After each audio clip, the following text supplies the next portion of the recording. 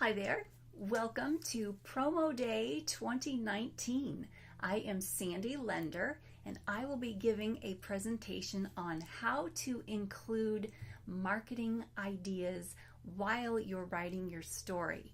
I want to thank Joe Linsdell for including me again this year as part of Promo Day. This is a wonderful event and I'm so glad that all you creative folks out there are joining us today and participating in all the good stuff that Joe has on offer today.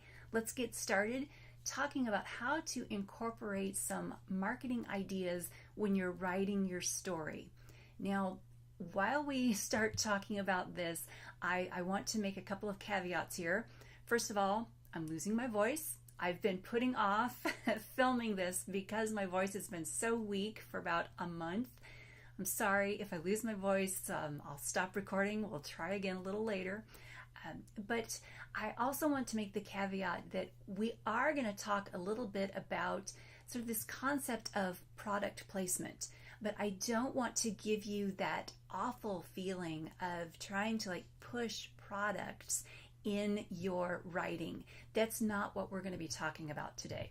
We're going to be talking about how to incorporate a couple of items or a couple of ideas or concepts or places in your story that you can then feed off of or use when you're doing your promotion and your marketing after the book is finished. First thing I want to mention is that when you write a nonfiction book, when you have a self-help book or something with a specific subject matter that is real world subject matter, it's pretty easy to get interviews about that subject matter after the book is complete. A news station or news anchor might contact you to be an expert, a subject matter expert on your topic. These things happen a little more easily when you have a nonfiction or a fact-based or research-based book than when you're writing something like fantasy or science fiction.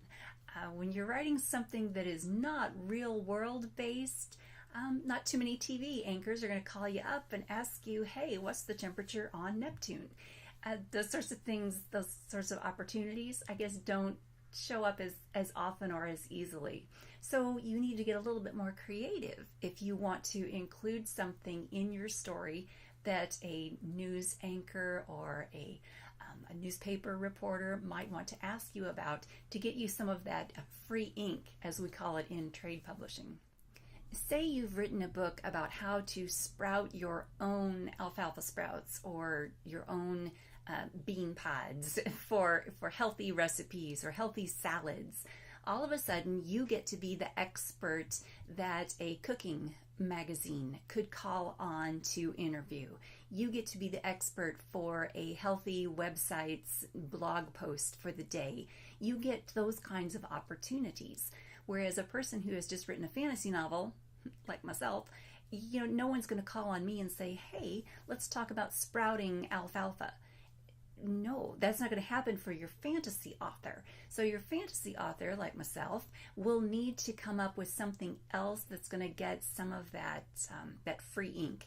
One thing that I did when I worked on my vampire fairy romance novel, I wrote May Your Heart Be Light.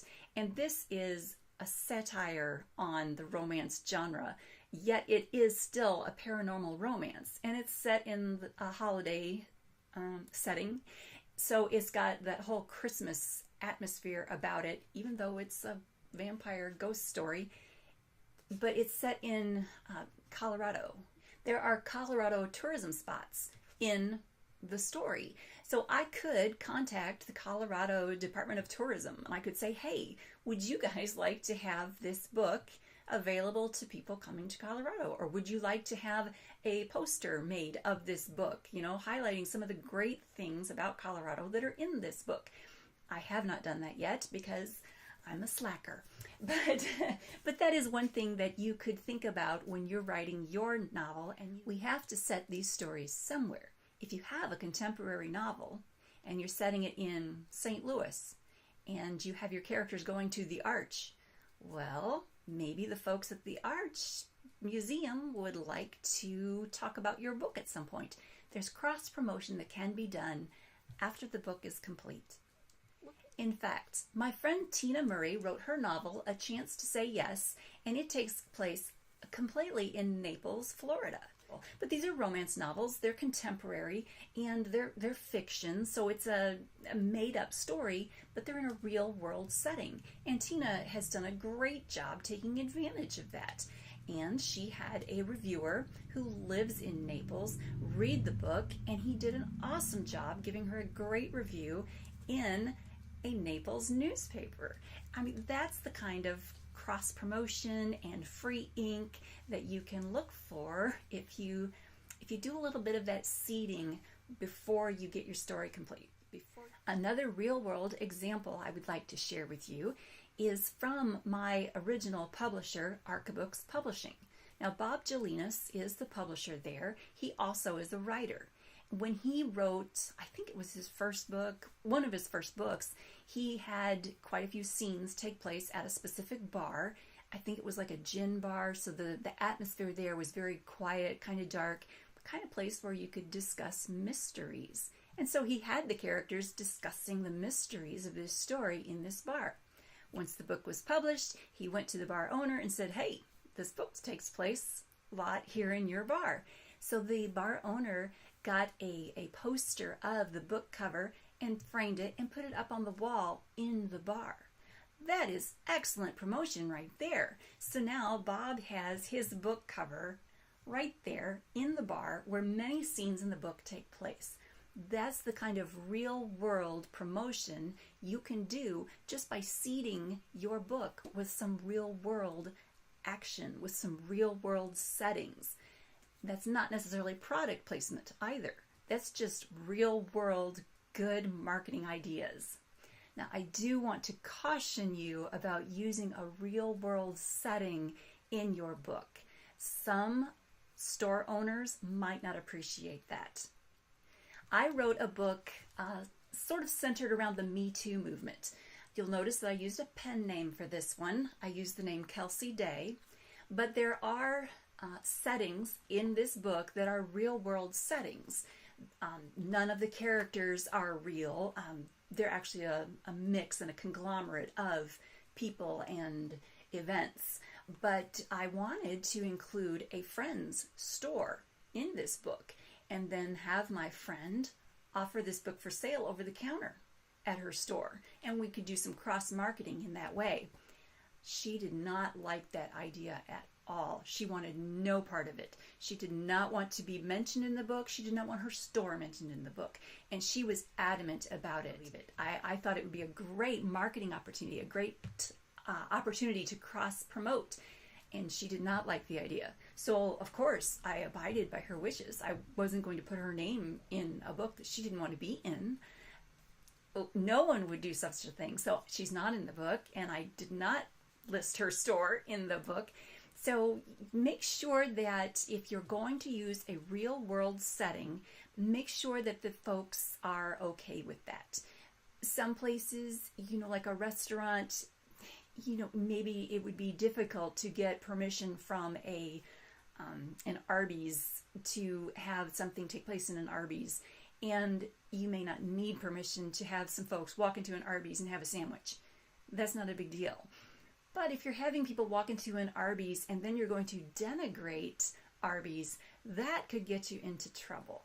So you do want to be cautious about the way you use a real world place, a real world name, a real world product, etc. All right? Like the Doc Martens we mentioned a little bit ago. If your character loves her Doc Martens and she wears them all the time because it's her signature footwear, that's great.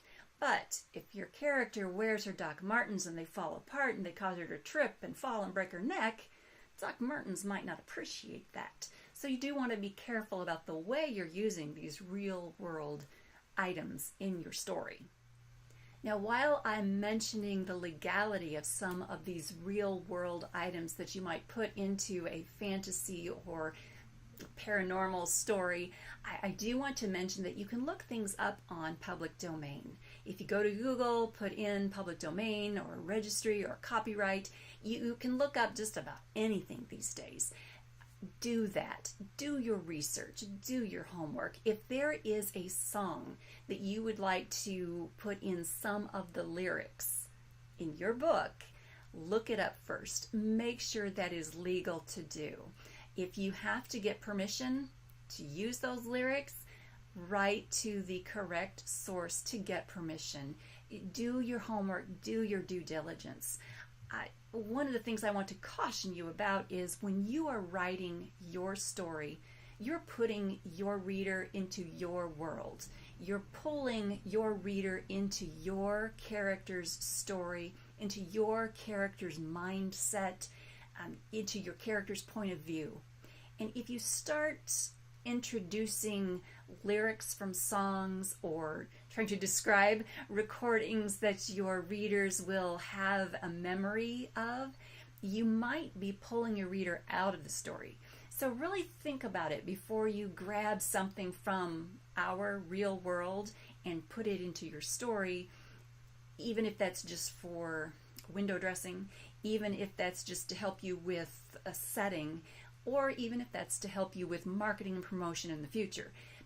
Just be cautious about what you're grabbing and using, because you might be pulling your reader away from your story, and you don't want to do that. You don't want to take your reader away from what you've been building.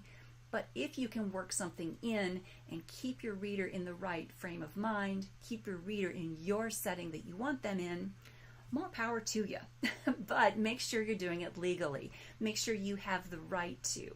If a copyright has expired, you're golden. If a copyright has not expired, then you want to write for permission, or call someone and get permission from them in writing. Then the final thing I wanted to mention was getting readers involved in helping you with marketing and promotion before the story is done. I have a dear writer friend named Jameson, and Jameson has a series called the Hunted series. And back when we were in a writing group together in a Yahoo group, remember Yahoo groups? Oh, back in the day. Yeah, Jameson and I were in a Yahoo group, and he had, I think it was a contest that I won, but he named a character after me in one of his novels, in one of his Hunted novels. So, of course, I purchased a copy of the Hunted novel that I am in, and that's something that you can do with your story. If you have a Patreon channel, or if you have a BookTube blog, like I have a BookTube vlog, a video channel, if you have an outlet where you can get a hold of your readers and say, hey, I'm doing this contest, who would like to be named in my next book? You can do something like that and get them involved and get them excited about the next book that's coming out. You don't have to name a major character after someone, but you can get a couple of characters in the next book, and in doing so, you've got a couple of folks out there who are like built-in cheerleaders for your next book. Okay, now that's not an exhaustive list of how to incorporate marketing ideas in your fiction stories. Okay, there are more ideas out there, and I've used a couple, and I've told you a couple. I want you guys to participate. This Promo Day 2019 is going all day today. There's going to be forums. Joe is doing all kinds of things today. Jump in here and share. You don't have to, skeeze out your reader with weird product placement. Just ideas, just something simple that works in and works, and then in the end you have something that you can use to kind of get your foot in the door for some free ink. All right, thank you so much for participating today. Thank you so much for being part of this webinar. Please participate in the forums, because that's how we're all going to learn and grow together. Thank you again to Joe for letting me participate in Promo Day again this year. She does this every year, you guys. So every year there's an opportunity to learn more about promoting and marketing your creative work. I should mention that I do have several books that have been published now, both traditional publishing and indie publishing. So you can find those on Amazon. If you go to Amazon, look up author Sandy Lender. I've got an author page there where you can find all my stuff. I also have a Facebook page under fantasy author Sandy Lender. You can follow me there, and I keep up with that pretty well, so you can find out when all new things are happening. I also have a BookTube page, so please subscribe to my BookTube page. It's just Sandy Lender on YouTube. And I think that's it, guys. I look forward to seeing you around the internet.